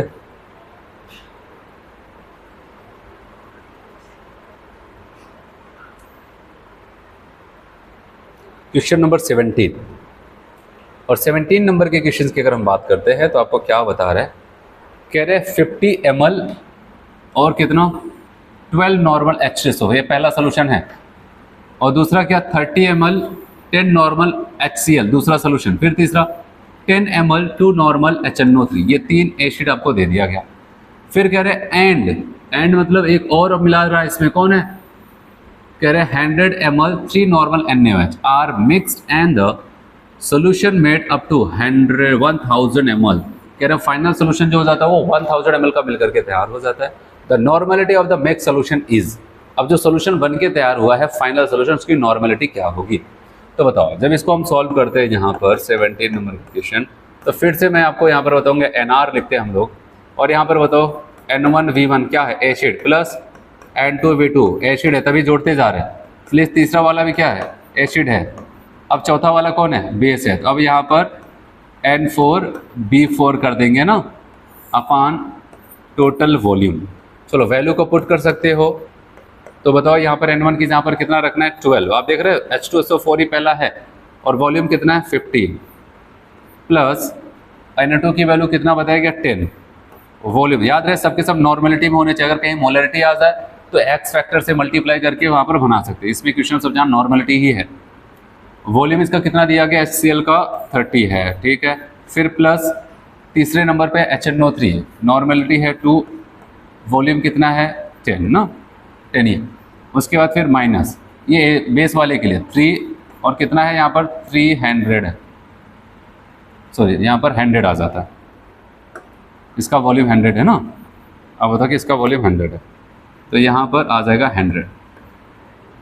अच्छा सवाल आता है, हर कोई बताओ कि टोटल वॉल्यूम कितना रखें? यहाँ पर NR जो हमें रखना है हम कितना रखेंगे? क्या यहाँ पर हम लोग 15 प्लस 30 प्लस 10 प्लस 100 इतना रखना है या फिर कुछ और रखना है? तो याद रहे यहाँ पर क्या करना है कि वो कह रहे हैं कि भाई हम जब आपको बता रहे फाइनल सोल्यूशन इतना ml का बन के तैयार होता है, तो ऐसा हो सकता है कि वहाँ पर वो क्या कर रहे होंगे, इन सबको मिलाया गया होगा और ऊपर से हो सकता है वहाँ पर कुछ वाटर वगैरह भी ऐड कर दिए होंगे। तो जो फाइनल सोल्यूशन यहाँ पर बन के तैयार होता है तो वो आपको ध्यान देना है वहाँ पर। तो अगर 1000 कह रहे हैं तो हमें वहाँ पर 1000 ही रखना पड़ेगा, ठीक है। तो फाइनल सोल्यूशन हमें क्या करना है वहाँ पर 1000 का रखना पड़ेगा, तो ये आपको ध्यान देना है। फिर NR की अगर हम बात करते हैं, अब इसको सॉल्व करते हैं, 12 × 15 करते हैं तो ये 150 हो जाएगा, और यहाँ पर 30 और 180 आ जाता है, यहाँ पर 180 प्लस ये तो आप देख ही रहे 300 हो जाएगा 300, फिर प्लस यहाँ पर कितना हो जाएगा ये 20, फिर माइनस ये कितना 300 अपान क्या हो जाएगा यहाँ पर 1000। ऐसा कुछ यहाँ पर हो जाता है, आप समझ रहे।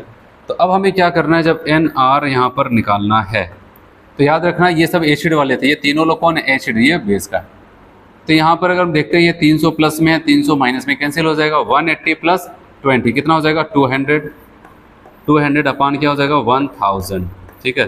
तो आप देखेंगे यहाँ पर कितना आ जाएगा, 20 पंचे 100 हो जाता है, 1/5 या फिर n/5। अच्छा, अगर आपसे पूछा जाए, जैसे इसने पूछा कि एसिडिक की बेसिक है, तो आप बताओ कि भाई ग्राम इक्विवेलेंट किसके, इसके तो यहाँ पर कितने थे, अगर आप देखेंगे यहाँ पर 500 या 300 था ना, अगर आप इनको काउंट करेंगे तो ग्राम इक्विवेलेंट एसिड के ज़्यादा थे, तो आपका फाइनल सोल्यूशन कैसा हो जाएगा, आप बताएंगे फाइनल सोल्यूशन आपका एसिडिक हो जाता है।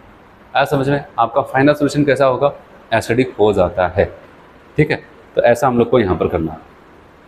तो बताओ, अगर आपको मिक्सिंग वाला केस आ जाए तो क्वेश्चन कर ले जाओगे कि मतलब वहाँ पर क्या होगा, ठीक है, 2 या 2 से अधिक सोल्यूशंस होंगे, उनको मिला करके एक फाइनल सोल्यूशन बनाया जाए।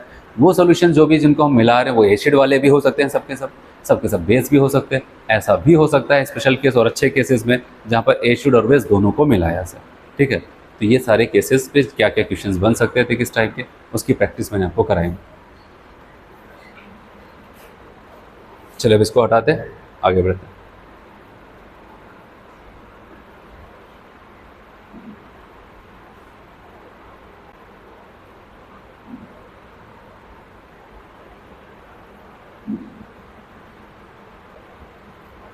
चलिए अगर हम लोग बात करते हैं calculation of equivalent weight and conversion factor, ठीक है। अगर इक्विवेलेंट वेट और कन्वर्जन फैक्टर की हम लोग बात करें तो calculation of equivalent weight and conversion factor, देखो अभी मैंने आपको बताया जब नॉर्मेलिटी स्टार्ट किए थे तो मैंने आपको बताया था कि क्या करना था वहाँ पर, ठीक है, ग्राम इक्विवेलेंट अपान वॉल्यूम था।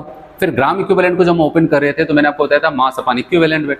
अच्छा, जब इक्विवेलेंट वेट को ओपन किया था तो मोलिकुलर वेट फिर मोलर मास अपान एक्स, और एक्स पे ही आकर के हम लोग रुक गए थे। और मैंने आपको बताया था एक्स के बारे में मैं आपको थोड़ा सा आगे बताऊंगा, और वो समय आ चुका है यहाँ पर जब हम इक्विवेलेंट फैक्टर एक्स के बारे में पढ़ने वाले हैं। और यहाँ पर अगर मैं आपको बताऊं कि अगर हम बात करते हैं equivalent weight of a species E, कोई भी है, सॉरी यहाँ पर स्पीसीज कोई भी है, उसका इक्विवेलेंट वेट मतलब ई निकालने जा रहे हैं, तो बेसिक सा फॉर्मूला जो हर जगह फिट बैठेगा वो ये होगा मोलर मास अपान एक्स, ठीक है। मोलर मास जैसे एटम है तो एटॉमिक वेट, मॉलिक्यूल है तो मॉलिकुलर वेट, आयन है तो आयनिक वेट, जो भी कंपाउंड्स है उसका मोलर मास आपको रखना है, उसके बाद एक्स से डिवाइड कर देना, इक्विवेलेंट वेट बन के तैयार हो जाएगा। अब बताओ, इतना तो हम लोग पीछे भी पढ़ के आए थे, बस फंस रहा था मैटर एक्स पे, अब इसको एक्सप्लेन करिए, तो वही एक्सप्लेन करने जा रहे हैं, ठीक है। तो अब देखो यहाँ पर क्या होगा, मैंने आपको पहले ही बताया था केवल एक तरीके से हम नहीं देख सकते वहाँ पर उसके एक्स की वैल्यू क्या होगी। तो अब हमें यहाँ पर ये देखना है, ठीक है, कि किसके लिए हम x की वैल्यू को ढूंढ रहे हैं, मतलब उसका कन्वर्जन फैक्टर हम किसके लिए ढूंढ रहे हैं, वो एटम है, कोई आयन है, ठीक है, या फिर कोई साल्ट है, कोई एसिड है, कोई बेस है, या फिर कोई केमिकल रिएक्शन हो रही, हम किसके लिए देख रहे हैं। तो डिफरेंट के लिए डिफरेंट तरीका होगा। जैसे अभी मैं आपको पूरा समराइज कर रहा हूँ, एक एक करके फिर एक एक केस पढ़ेंगे यहाँ पर। अगर एटम के केस में, एटम या फिर हम इसके यहाँ पर कह सकते हैं एलिमेंट है, एटम या फिर एलिमेंट के केस में अगर हमसे पूछा जाए तो वहाँ पर हम क्या रखते हैं, वैलेंसी। और आयन के केस की अगर बात करते हैं तो आयन के केस में क्या रखते हैं, वहाँ पर चार्ज, ठीक है। अगर कोई आयन होगा जितना उसके ऊपर चार्ज प्रेजेंट होगा वही उसका क्या कहलाएगा, वहाँ पर एक्स की वैल्यू कहलाएगी। अगर कोई साल्ट है, याद रखना कोई साल्ट है, तो उस केस में total charge present on cation and anion. तो वहाँ पर आपको पता है साल्ट किससे मिलकर के बनता है, केटायन और एनायन मिलकर के तब साल्ट बनाता है। तो हम चाहे केटायन के ऊपर टोटल कितना पॉजिटिव चार्ज है काउंट कर ले, या फिर एनायन के ऊपर टोटल नेगेटिव चार्ज कितना वो काउंट कर ले, ठीक है। तो चाहे कोई भी एक चार्ज काउंट करना, चाहे प्लस वाला काउंट कर चाहे माइनस वाला, ऐसे नहीं दोनों को काउंट करके जोड़ दिया तो वहाँ पर गड़बड़ हो जाएगा, ठीक है। केवल एक, चाहे केटायन वाला टोटल या फिर टोटल एनायन वाला काउंट करना। अभी पूरा एक्सपीरियंस, अभी तो बस ऐसा मैं आपको बता रहा हूँ, ये हम पढ़ने वाले हैं। फिर एसिड के केस में बेसिसिटी देखा जाता है। बेसिसिटी का मतलब पता है क्या, इसको कहते हैं नंबर ऑफ एसिडिक एच, ठीक है, इसको कहते हैं बेसिसिटी, एसिडिक एच। और बेस के केस में एसिडिटी, इसका मतलब क्या, OH ग्रुप देखा जाएगा, नंबर ऑफ OH ग्रुप। और रिडॉक्स रिएक्शन में हम चेंज इन ऑक्सीडेशन नंबर कैसे देखते हैं वो आगे बताता हूँ, ठीक है। अब एक एक करके हम पढ़ेंगे, आया समझ में। कि अभी जो मैंने आपको यहाँ पर डायरेक्टली ऐसा एरो बना के दिखाया उस तरह से काम नहीं चलने वाला ना, क्योंकि अब हमें क्या करना है, एक एक केसेस को पढ़ना है, उसमें बहुत सारे एग्जांपल्स करने हैं, जैसे कि कहीं दिक्कत ना है। मैं आपको बता दूं, ये पूरे चैप्टर में वॉल्यूमेट्रिक एनालिसिस जो अच्छे क्वेश्चंस आते हैं वहाँ पर एक्स की वैल्यू की रिक्वायरमेंट होती है, और अगर एक्स की वैल्यू हम नहीं निकाल पा रहे हैं तो समझ लो कि काफ़ी सारे क्वेश्चन हमारे गलत हो जाएंगे। तो इसीलिए यहाँ पर एक्स की वैल्यू निकालना सबसे ज़्यादा इंपॉर्टेंट है। और वहाँ पर अगर मैं आपको बताऊँ तो याद रखना इक्विवेलेंट मास या फिर ऑफ एन एलिमेंट्स की अगर मैं बात करूँ तो याद रखना जो एलिमेंट्स का इक्विवेलेंट वेट देखा जाता है। वैसे तो मैंने क्या बताया था, इक्विवेलेंट वेट बराबर मोलर मास अपॉन एक्स था, लेकिन अब यहाँ पर देखो, यहाँ पर मोलर मास अगर एलिमेंट है, मतलब एलिमेंट या फिर हम एटम की बात कर रहे हैं, ठीक है, तो उसका मोलर मास क्या रखेंगे, उसका एटॉमिक मास। लेकिन अब यहाँ पर जो एक्स मैंने आपको बताया, जो यहाँ पर एक्स एक्स लिखते थे, अब मैं एक्स नहीं लिख रहा हूँ, यहाँ पर क्या लिख रहा हूँ, वैलेंसी। एलिमेंट की जो वैलेंसी होगी वही उसका क्या कहलाएगा, वहाँ पर एक्स की वैल्यू कहलाएगी। जैसे कि अब सवाल आता है, चलो ठीक है, अब फिर से मैटर फंस रहा होगा, ये वैलेंसी क्या होती है, बताओ ये वैलेंसी क्या हो जाती है, तो उसको भी एक्सप्लेन करते हैं। देखो आपने देखा एटम या फिर एलिमेंट्स के केस में एटॉमिक वेट अपॉन वैलेंसी, तो वैलेंसी के लिए बस थोड़ा सा एक बार टर्म मैं आपको ऐसा एक्सप्लेन कर देता हूँ, अगर जिनको नहीं आता, जिसको आता है बहुत अच्छी बात है। मान लेते हैं कोई भी एक एटम है, उसके बाद बहुत सारे शेल है, तो याद रखना उस सेल में से जो आखिरी शेल होता है ना, जिसमें इलेक्ट्रॉन पाया जा रहा है, ठीक है, उनको हम कहते हैं वैलेंस शेल।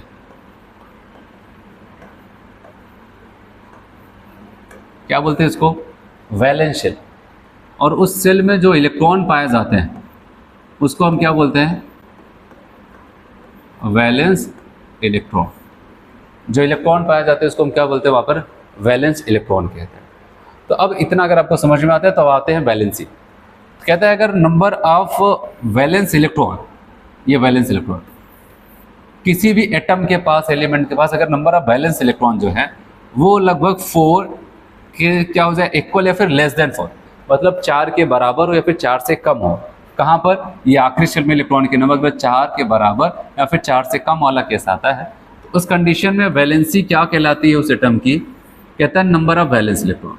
जितना उसके आखिरी शेल में वैलेंस इलेक्ट्रॉन होंगे वही उसकी वैलेंसी। जैसे मान लेते हैं अभी मैंने बना दिया यहाँ पर 2 इलेक्ट्रॉन, कोई भी एटम था, तो इसकी वैलेंसी क्या हो जाएगी 2। अगर 3 होता तो 3, 1 होता तो 1, 4 होता तो 4। तो अगर 4 और 4 से कम की बात आती है तो याद रखना, तो आखिरी शेल में जितने इलेक्ट्रॉन, वैलेंस शेल में जितने इलेक्ट्रॉन होंगे वही उसकी वैलेंसी कहलाएगी, ठीक है। तो सवाल आता है ये तो 4 वाली तक की बात बोले, अगर वैलेंस इलेक्ट्रॉन ग्रेटर देन 4 हो गए अब क्या करोगे, तो बताया गया उस कंडीशन में वैलेंसी मतलब 8 माइनस वैलेंस इलेक्ट्रॉन करना पड़ेगा। जैसे मान लेते किसी एटम के आखिरी शेल में आपको 5 इलेक्ट्रॉन आए, 5 का मतलब क्या, 4 से ज़्यादा हो गया। और अब अगर हमसे पूछा जाए बताओ इसकी वैलेंसी क्या होगी, तो मैंने आपको क्या बताया, 8 में से 5 घटा दो कितना बचेगा, 3 ही तो बचेगा, तो उसकी वैलेंसी कितनी हो जाएगी, 3 हो जाती है। तो सिंपल सा तरीका वैलेंसी का, क्योंकि टॉपिक तो यहाँ पर चल रहा था, ठीक है, इक्विवेलेंट वेट कैसे निकाला जाएगा, तो मैंने आपको कहा था एटॉमिक वेट अपॉन एक्स कर देना था, और एक्स यहाँ पर होता है वैलेंसी, और वैलेंसी क्या होता है उसी को मैं एक्सप्लेन कर रहा था, ठीक है, एकदम बेसिक सा टर्म। चलो कुछ एग्जाम्पल देखते हैं यहाँ पर। अब देखो, अब यहाँ पर कुछ चीज़ें हम लोग इकट्ठा करेंगे, एक्स की वैल्यू डिफरेंट डिफरेंट लोगों के लिए इकट्ठा करेंगे, फिर मैं लास्ट में आपको बताऊंगा ये जो चीज़ें अभी हम सीख रहे हैं, ठीक है, डिफरेंट डिफरेंट कंपाउंड्स के लिए डिफरेंट डिफरेंट तरीके से एक्स की वैल्यू निकालना, तो उसका कहाँ पर यूज़ होगा। लास्ट में जब हम लोग न्यूमेरिकल्स करेंगे तब आपको इसकी वैल्यू पता चलेगी। तो चलिए यहाँ पर बात करते हैं। जैसे सोडियम एटम है, सबको पता होना चाहिए सोडियम फर्स्ट ए ग्रुप का मेंबर है, और फर्स्ट ए ग्रुप का मतलब इनके आखिरी शेल में कितने इलेक्ट्रॉन, 1। तो इसका जो भी मोलर मास होगा मतलब एटॉमिक वेट होगा उसको कितने से, 1 से डिवाइड करना। हमारा पूरा फोकस यहाँ पर नीचे होगा, ऊपर वाला तो चलो ठीक है, एटॉमिक वेट 23 होता है, नहीं होगा तो आपको क्वेश्चंस में दे दिया जाएगा, ठीक है, फिर बेसिक से होंगे तो आपको पता होना चाहिए, तो 1 हो जाएगा। एल्युमिनियम पता है कौन से ग्रुप का मेंबर है, थर्ड ए ग्रुप, आखिरी शेल में कितना होता है, 3 इलेक्ट्रॉन होते हैं, इसलिए atomic weight upon 3। Atomic weight इसका 27 होता है, बटे 3 कर देते हैं, 9 3 27, आप लिखना चाहे तो 9 भी लिख सकते हैं। ऐसे कैल्शियम पता है कौन से ग्रुप का मेंबर, सेकेंड ए ग्रुप का, तो बताओ इसके लिए क्या रखेंगे, तो आखिरी शेल में कितने इलेक्ट्रॉन, 2। तो मोलर मास मतलब आप बताओगे एटम है तो एटॉमिक वेट कितना, 40, 40 बटे तो कितना आ जाएगा, 20 आ जाएगा। ऐसा कुछ यहाँ पर होता है, ठीक है। तो ये बेसिक सा था, इसमें बहुत ज़्यादा नहीं देखना था, बहुत कम चांसेस होते हैं इसका यूज़ होता है, बहुत कम, ऐसा नहीं कि नहीं हो सकता है, लेकिन जो ज़्यादा यूज़ होता है उनकी तरफ धीरे धीरे बढ़ते हैं। कह रहा है equivalent mass of an ion, equivalent mass of an ion मतलब केटायन हो या फिर एनायन, ऐसा अगर है तो वहाँ पर हम लोग क्या करते हैं। तो आयन के केस में बताओ क्या लिखता है फॉर्मूला। अब बताओगे आयनिक मास, मोलर मास तो था, नीचे वाला सबसे मेन है जहाँ पर एक्स फंस रहा था, ऊपर वाला तो पता ही होना चाहिए, जो भी कंपाउंड उसका मोलर मास रखना है, ठीक है। आयन के केस में आयनिक मास अपान चार्ज करना था। अब सवाल आता है चार्ज, जो भी उसके ऊपर जितना चार्ज प्रेजेंट होगा वही इसका क्या कहलाएगा, एक्स की वैल्यू। जैसे मान लेते हैं इस बार मैंने सोडियम प्लस बताया, तो आप क्या बताओगे इसके ऊपर कितना चार्ज है, 1, तो इसके लिए एक्स की वैल्यू क्या हो जाएगी, मोलर मास अपान एक्स। ऐसे Al3 प्लस है, बताओ कितना चार्ज है 3, तो यहाँ पर x की वैल्यू कितनी हो जाएगी 3, तो जो भी एटॉमिक वेट अपान 3 कर दो। Ca2 प्लस है, बताओ कितना चार्ज है 2, तो यहाँ पर x की वैल्यू कितनी आ जाएगी 2। तो आयन के केस में जितना चार्ज होगा, ठीक है, वही उसका क्या कहलाएगा वहाँ पर x की वैल्यू कन्वर्जन फैक्टर। जैसे यहाँ पर बताओ ये भी तो आयन तो है, कार्बोनेट आयन, CO3 2 माइनस है, तो 2 माइनस तो x की वैल्यू कितनी हो जाएगी 2। NO3 1 माइनस, चाहे प्लस चार्ज हो चाहे माइनस चार्ज, जितने भी चार्ज है वही आपको यहाँ पर लिख देना, वही उसकी x की वैल्यू। SO4 2 माइनस है, तो x की वैल्यू क्या हो जाएगी 2। तो चार्ज के केस में बहुत आसानी से हम उसको बता सकते थे उसकी वैल्यू क्या हो जाएगी, ठीक है। चलिए हम लोग बात करते हैं अगर साल्ट का केस आ जाए ना, अगर साल्ट का केस है, आयन के केस में तो आपने चार्ज देख लिया, एटम के केस, एलिमेंट के केस में आपने वैलेंसी देख ली, तो अगर कोई साल्ट आ जाए तो उस केस में हम कैसे देखते हैं उसको। साल्ट के केस में सबसे पहली बात आपको पता होना चाहिए, कोई भी साल्ट क्या हो जाता है, एसिड और बेस से मिलकर के बना हुआ। जैसे मान लेते हैं अगर AB नाम का कोई साल्ट, तो याद रखना इसमें से एक हिस्सा एसिड से आया है, एक हिस्सा बेस से आया होगा। मान लेते हैं ये प्लस है और ये माइनस है, तो याद रखना प्लस वाला हमेशा किससे आता है, एसिड से, सॉरी अब बताओगे यहाँ पर प्लस वाला जो आ जाता है वो कहाँ से आता है, बेस से आता है। प्लस वाला किससे आता है, बेस से।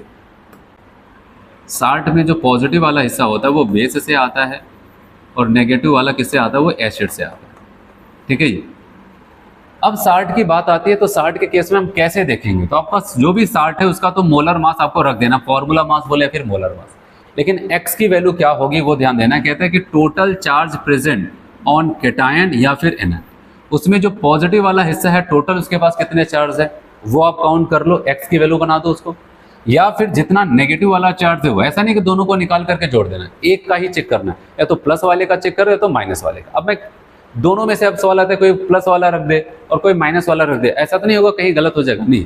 अगर वो साल्ट है इसका मतलब वो न्यूट्रल फॉर्म में है, तो वहां पर क्या हो जाता है, क्या बताओगे, जितने कैटायन उतने एनायन, तभी तो प्लस माइनस एक दूसरे को न्यूट्रल करके रखे होंगे। तो इसलिए चाहे पॉजिटिव वाला टोटल चार्ज काउंट कर लो या फिर नेगेटिव वाला टोटल चार्ज आप काउंट कर सकते हैं। जैसे मैं आपको एग्जांपल बताऊं, यहाँ पर याद रहे, यहाँ पर टोटल चार्ज काउंट करना है पॉजिटिव या फिर नेगेटिव वाला। जैसे कि अगर मैं आपको बताऊं NaCl है, तो अगर आप देखेंगे Na जब टूटता है, ये टूटते हैं तो किस में टूटेंगे, Na प्लस और Cl माइनस में टूट जाते हैं, ठीक है। ऐसा कुछ यहाँ पर हो जाता है।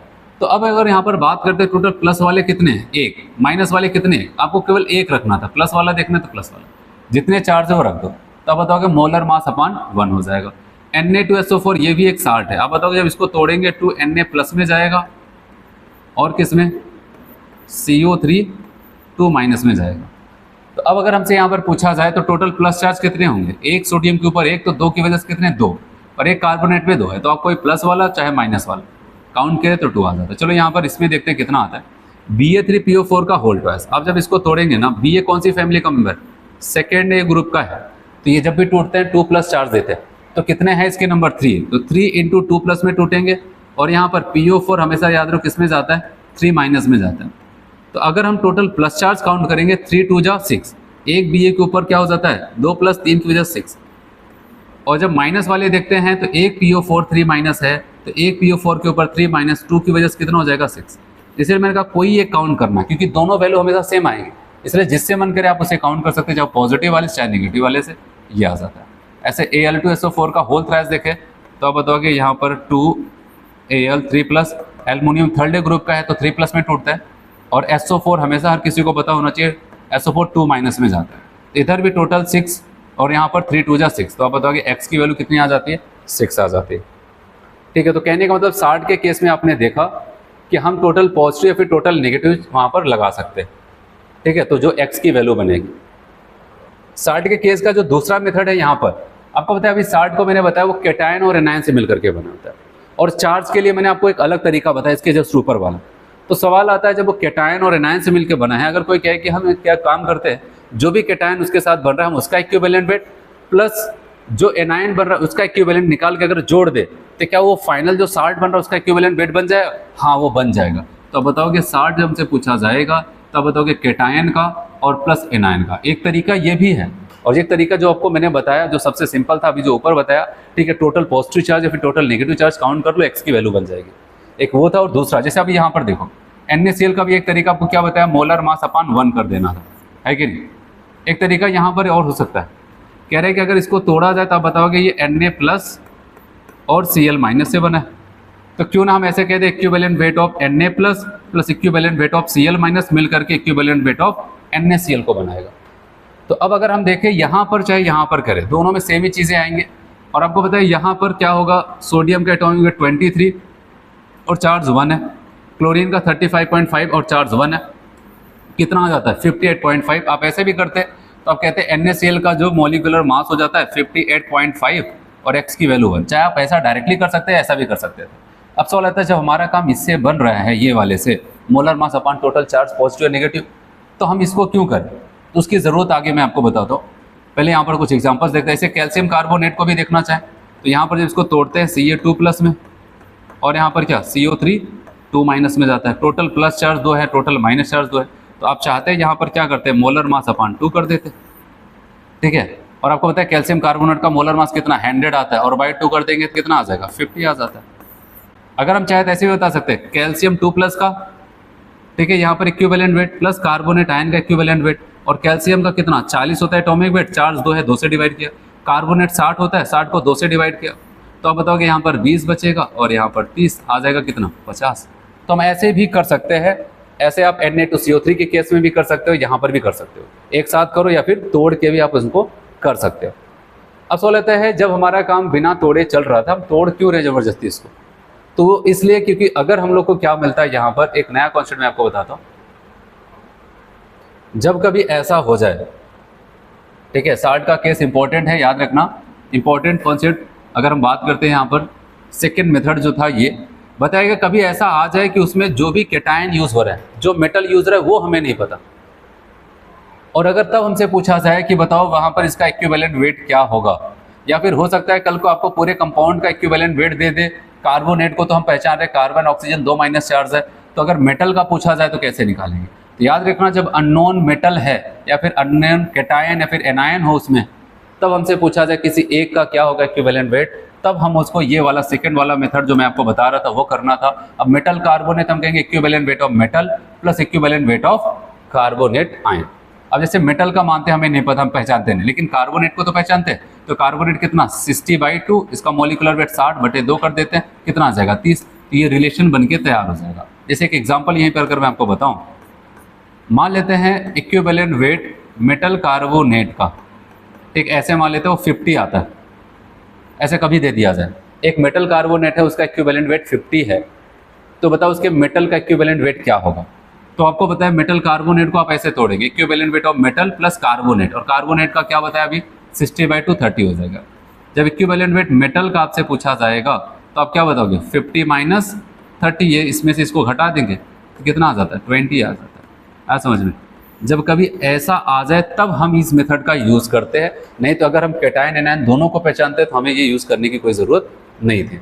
ऐसे अगर मेटल सल्फेट है तो आप बताओ कि मेटल को हम पहचान रहे नहीं, तो हम इसको तोड़ेंगे, equivalent weight of metal plus equivalent weight sulphate है, ठीक है। और सल्फेट को तो पहचानते हैं, इसका 96 एटॉमिक मॉलिक्यूलर वेट होगा, 2 से डिवाइड कर देंगे 48 आ जाएगा। तो इनके बीच का रिलेशन बनेगा तो ऐसे अगर मेटल नाइट्रेट हो तो equivalent weight of metal plus equivalent weight of nitrate है। नाइट्रेट आयन को पहचानते हैं 62, और x की वैल्यू कितना चार्ज है यहाँ पर 1, तो आप इसको ऐसे लिख सकते हो यहाँ पर 62। तो अगर वही सेम जैसे मैंने यहाँ पर एग्जांपल बताया, अगर मेटल नाइट्रेट का दे दे और मेटल का पूछा जाए तो आप क्या करना है, जितना दिया उसमें से 62 घटा दो। ऐसे एक और देखते हैं यहाँ पर, अगर कभी मेटल ऑक्साइड दे तो आप ऐसे ही करोगे, equivalent weight of metal plus equivalent weight of oxide ion. तो याद रहे यहाँ पर फिर ऑक्साइड का मतलब एक ऑक्सीजन है 16, और चार्ज कितने हैं 2। अब इसको आयन की तरह ट्रीट करते हैं, तो equivalent weight of metal plus 16/2, मतलब ये फॉर्मूला बनके तैयार हो जाता है। आया समझ में। तो साल्ट वाला जो दूसरा केस हम कब यूज़ करेंगे, हम तब यूज़ करते हैं जब मेटल हमारा अननोन होगा और एनायन को हम पहचानते हैं, और वहाँ पर क्या करेगा, total metal oxide, metal nitrate, metal carbonate, जो भी वहाँ पर साल्ट है उसका इक्विवेलेंट वेट दे करके उसमें मेटल का पूछ ले, फिर मेटल का दे दे, कार्बोनेट का दे दे, उसके बाद वहाँ पर मेटल ऑक्साइड का जो भी आपसे पूछा जाए, तो इस फॉर्मूले से उसको हम लोग कर सकते हैं। ठीक है, तो आज के लेक्चर में हम लोग इतने ही करते हैं। अगले लेक्चर पे अभी बहुत सारे टर्म्स यहाँ पर बचे हैं इक्विवेलेंट फैक्टर को जानने के लिए, एसिड का, बेस का, उसके बाद वहाँ पर रिडॉक्स रिएक्शंस का। तो हम लोग क्या करते हैं, अगले टर्म पे करते हैं। आज हम लोग इतना करते हैं। ठीक है, थैंक यू।